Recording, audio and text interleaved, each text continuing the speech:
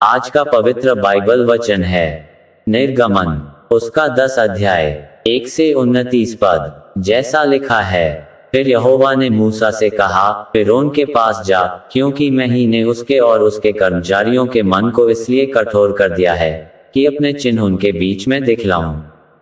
और तुम लोग अपने बेटों और पोतों से इसका वर्णन करो कि यहोवा ने मिस्रियों को कैसे ठट्ठों में उड़ाया और अपने क्या क्या चिन्ह उनके बीच प्रकट किए हैं, जिससे तुम ये जान लोगे कि मैं यहोवा हूं।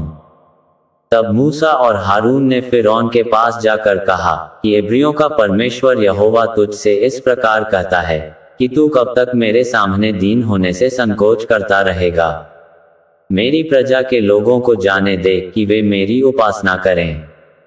यदि तू मेरी प्रजा को जाने न दे तो सुन, कल मैं तेरे देश में टिड्डियां ले आऊंगा और वे धरती को ऐसा छा लेंगी कि वह देखना पड़ेगी, और तुम्हारा जो कुछ ओलों से बच रहा है उसको वे चट कर जाएंगी, और तुम्हारे जितने वृक्ष मैदान में लगे हैं उनको भी वे चट कर जाएंगी, और वे तेरे और तेरे सारे कर्मचारियों निदान सारे मिस्रियों के घरों में भर जाएंगी। इतनी टिड्डियां तेरे बापदादों ने व उनके पुरखाओं ने जब से पृथ्वी पर जन्मे तब से आज तक कभी न देखी। और वह मुंह फेर कर फिरौन के पास से बाहर गया।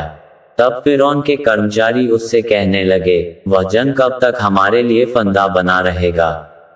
उन मनुष्यों को जाने दे कि वे अपने परमेश्वर यहोवा की उपासना करें। क्या तू अब तक नहीं जानता कि सारा मिस्र नाश हो गया है। तब मूसा और हारून फिरौन के पास फिर बुलवाए गए, और उसने उनसे कहा, चले जाओ, अपने परमेश्वर यहोवा की उपासना करो। परंतु वे जो जाने वाले हैं कौन कौन हैं? मूसा ने कहा, हम तो बेटों बेटियों, भेड़ बकरियों, गाय बैलों समेत वरन बच्चों से बूढ़ों तक सबके सब जाएंगे, क्योंकि हमें यहोवा के लिए पर्व करना है। उसने इस प्रकार उनसे कहा, यहोवा तुम्हारे संग रहे जबकि मैं तुम्हें बच्चों समेत जाने देता हूं। देखो, तुम्हारे आगे को बुराई है। नहीं, ऐसा नहीं होने पाएगा। तुम पुरुष ही जाकर यहोवा की उपासना करो, तुम यही तो चाहते थे। और वे फिरौन के सम्मुख से निकाल दिए गए।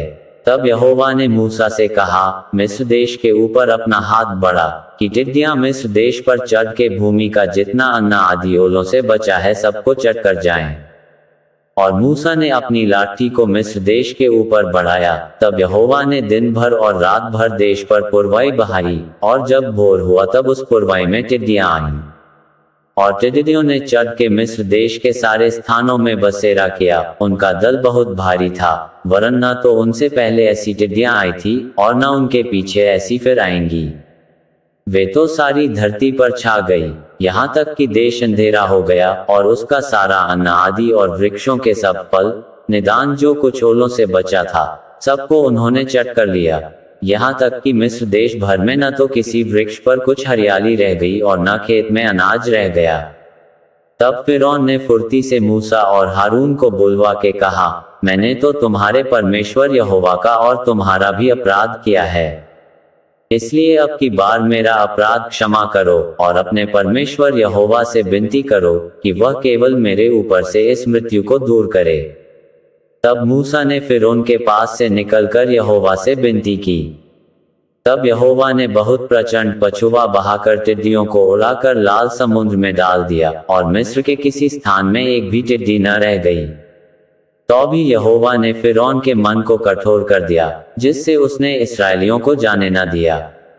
फिर यहोवा ने मूसा से कहा, अपना हाथ आकाश की ओर बढ़ा कि मिस्र देश के ऊपर अंधकार छा जाए, ऐसा अंधकार की टटोला जा सके।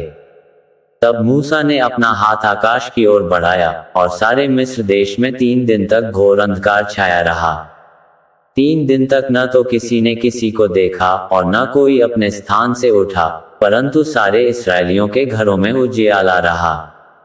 तब फिरौन ने मूसा को बुलवाकर कहा, तुम लोग जाओ, यहोवा की उपासना करो, अपने बालकों को भी संग ले जाओ, केवल अपनी भेड़ बकरी और गाय बैल को छोड़ जाओ। मूसा ने कहा, तुझको हमारे हाथ मेलबलि और होमबलि के पशु भी देने पड़ेंगे, जिन्हें हम अपने परमेश्वर यहोवा के लिए चढ़ाएं।